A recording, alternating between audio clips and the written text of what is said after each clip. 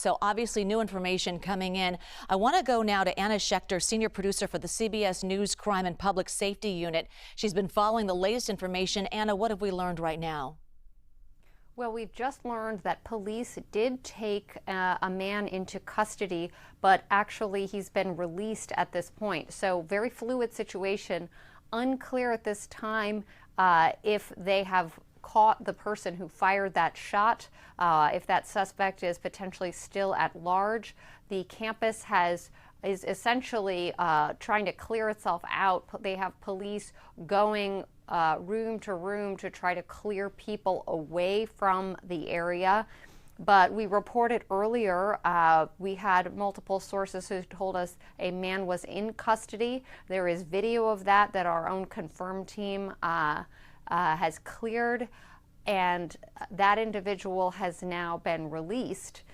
So still very fluid situation, unclear exactly who the suspect is and the motive. We still do not have either of those at this time. But the latest information is that the person who was taken into custody has now been released. Yeah, let's touch on that, Anna, because we were saying let's not be quick to talk about what a motive may be, and obviously let's not be quick to talk about who the gunman may be. And so in this particular case, they did make an arrest.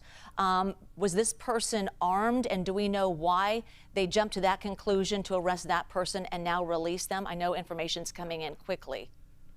It's coming in, and we do have some information about the specific individual who was arrested, but we're not ready to report that. But there are people in the community who are known to law enforcement who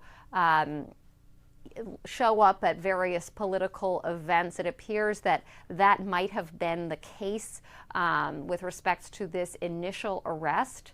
We do not have any information at this time from law enforcement, local or federal, about pinpointing the suspect and letting us know that the person who fired that shot is in fact in custody right now as we're talking. Yeah, obviously they have a list of people who are potential suspects in a crowd and notes of interest type thing. So then what does that mean for the crowd now in terms of clearing the area, securing a crime scene, and now looking for a potential active shooter? That's right. They are going to be analyzing that video to try to determine exactly the point from where the shot was fired. This video that we're looking at right now, you can see, and investigators can take a look at the angle and do an analysis. There are people who are highly trained and have a lot of experience doing this, and they're going to try to case the location where they believe that shot was fired from. There's a forensic team that is already on that. Now we're a couple of hours after, so there's been some time for law enforcement to get on scene. Of course, initially the first order of business was to try to clear the area, get everyone to safety. Campus is closed. Classes are canceled. Security and law enforcement are going to various classrooms and other places where students gather to try to safely get them away from the area at this time. We have not been alerted that it is all clear.